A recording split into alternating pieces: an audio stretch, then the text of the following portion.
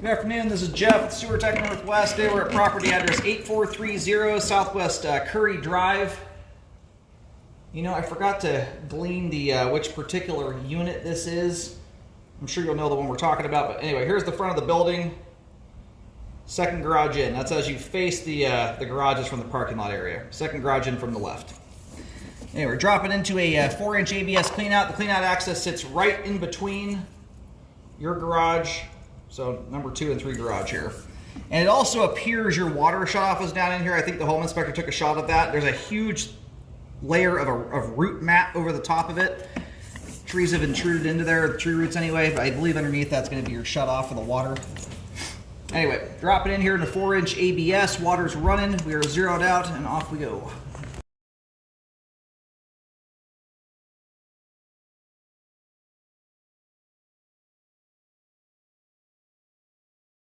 Oh, hi guys. Transitioning here to 4-inch 3034 PVC pipe.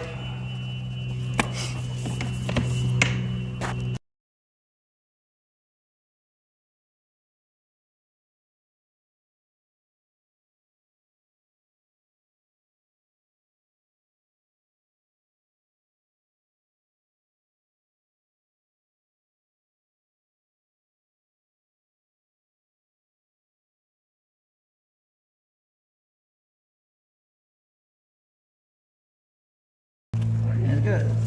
Reasonable amount of grease buildup in the flow line. We'll see how that looks when we come out at the end.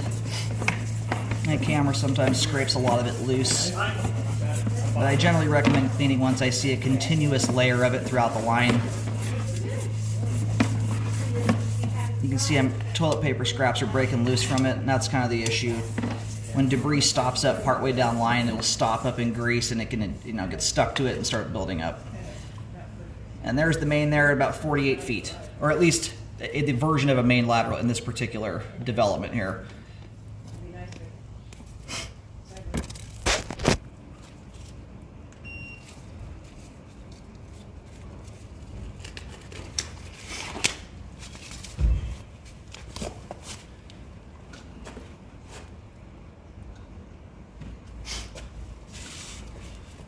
Alright, got the camera head located successfully. Line terminates out here in the parking lot, and I'll kind of show the direction the line runs here in just a sec.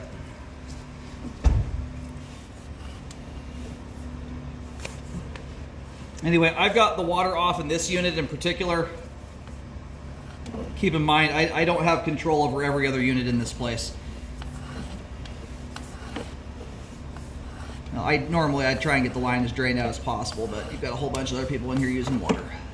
And the water in these places, there's almost someone running water all the time. Thus far though, well, when water is running, it also makes it extremely obvious when you hit standing water. The camera will go underwater very obviously if we have that going on. It just makes it harder to measure the exact amount of it without it drained out, more than anything. So far, nicely flowing sewer line. Looks like my camera, thus far anyway, pulling back in here, has scraped most anything meaningful that was in the flow line out of the way. And anytime you have multi-residencies on one line, grease buildup, a lot of these places will do maintenance cleanings every so often, just because it's, when you get that many different households on one line, grease buildup just becomes fairly likely. So my camera right now, I don't know why my camera doesn't want to orient here today. It doesn't bug my eyeballs at all, but after 25,000 sewer scopes at this point, my eyes are attuned to that. But anyway, that's why the water is overhead right now. So a little bit of standing water right here, but there is also a fair volume of water going to the line right now. Like right now, the water's drained off completely. Someone looks like they're draining a bathtub at the moment. So the standing water we just went through there, if you were to drain the line out completely, you might have a 1/4 inch of water, 1/16 of an inch. That's how much that water is exaggerating things there. So not a concerning belly, and very, very short-lived. Dissipates off at about 9 feet. And when I let the water settle into place there, it's just hitting the top of my camera lens. So at most, you might have a 1/2 inch of water there, at most. But back in here, there's no belly. You've got almost a half inch of water moving through the pipe right now. So that's how I'm accounting for that.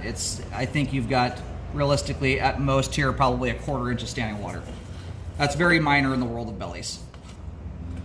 I generally don't even consider repairs on bellies until there's at least an inch of water. That's with no water running at all for a minimum of 5 feet.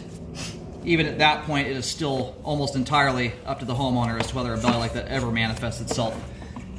And by that I mean abusing the line with wipes, paper towels, stuff like that. So we're going to go backwards into the house here. So we're running into the face of water flow right now. There's nothing I can do about it, unfortunately. So when it comes to these kind of shared scenarios like this, what I'm generally looking for, because these are often the responsibility of multiple homes, is the big major stuff. All right, and that's where the line right there necks down to 3-inch pipe. From 4 to 3-inch. And this is where we're going to stop right here. This is where the line's necking down to a 2-inch sink drain right here.